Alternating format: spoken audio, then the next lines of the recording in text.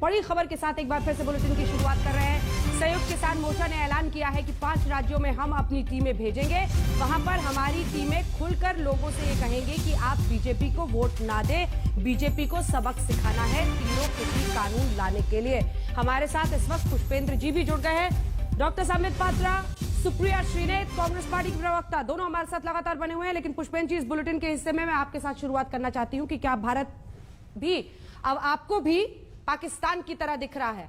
और अब जबकि आप राजनीतिक बहस और लड़ाई का हिस्सा बन रहे हैं, आप कह रहे हैं वोटर से कि बीजेपी को वोट ना दो, आप विपक्ष की बी टीम हो गए हैं। नहीं, देखिए, अगर ये कहते हैं कि यहाँ लोकतंत्र है तो ये हमारा अधिकार है। यदि कोई सरकार हमारी बात नहीं सुनती है तो वोटों को प्रभावित करके हम उसकी नीतियों को प्रभावित करने का काम करें। जहां तक लोकतंत्र हमारे देश में खत्म हुआ है या नहीं हुआ है या अच्छी तरीके से चल रहा है, उसके लिए 5-6 चीजें मैं आपके सामने रख देता हूं, दर्शक खुद निर्णय ले लेंगे। जिस प्रकार 2-3 महीने तक रेलवे ट्रैक पर पंजाब के किसान बैठे रहे, उनकी कोई सुनवाई नहीं हुई। उसके बाद जब उन्होंने दिल्ली कूच किया, उनके रास्ते में जो है इन्होंने गड्ढे खोद दिए, उनके ऊपर पानी की बौछार की, जबकि वो शांतिपूर्ण तरीके से आ रहे थे, लाठीचार्ज हुआ। उसके बाद जब ये दिल्ली बॉर्डर पे आ गए तो दिल्ली में जैसे सारे देश का अधिकार दिल्ली की राजधानी यानी राजधानी में आकर के देश की प्रदर्शन करने का है, तो हमारा भी अधिकार था। हमें रामलीला मैदान नहीं आने दिया जाता, बीच में ही बैरिकेड लगा करके हमें रोक दिया जाता है।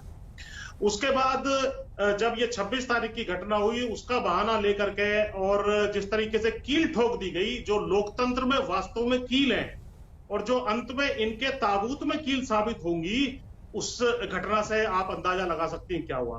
कुछ पत्रकार भाइयों ने जो उस चीज को कवर करने की कोशिश की और इनका जो 26 जनवरी का षड्यंत्र था उसको एक्सपोज किया, उनको जेल में डाल दिया गया।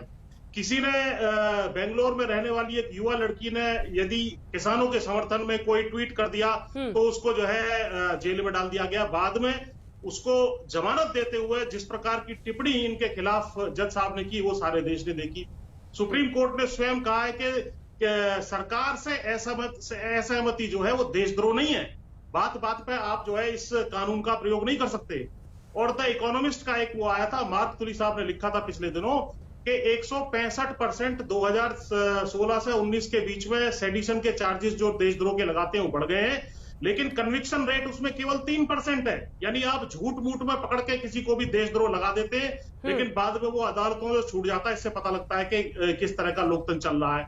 1.5 महीने से ज्यादा समय हो गया है, 2.5 लाख किसान जो है बैठे हुए हैं जब वार्ता नहीं हुई है। और लगभग 300 किसानों की वहां पर जी मेरे सवाल का लास्ट सेंटेंस, हाँ जी बोलिए, 250 से ज्यादा किसानों की वहां पर मौत होने के बावजूद भी कोई वार्ता नहीं कर रही है। उनको आंदोलन जीवी परजीवी ये सब बताया जा रहा है। तो यह लोकतंत्र है या नहीं है, इसका निर्णय आपके दर्शक स्वयं ले सकते हैं। हाँ। जी, जब आप ये कहेंगे कि बीजेपी को वोट मत दो, तो आप विपक्ष की बी टीम बन गए या नहीं बन गए हैं? इसका जवाब नहीं दिया आपने।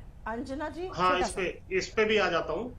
देखिए, हमारा अगर कोई सुनवाई, जो हमारे वोटों के बलबूते पे सरकार वहां 300 सीट लेके बैठी हुई है, इनको दम्भ हो गया है कि हम 300 सीटों के बलबूते पे हैं, सीलबंद लिफाफे में 300 सीट मिल गई हैं। अब 2024 में जब चुनाव आएगा, जब हमें हटा देना, हरा देना, हम हर जगह जीत रहे हैं, कोई दिक्कत नहीं है हमें।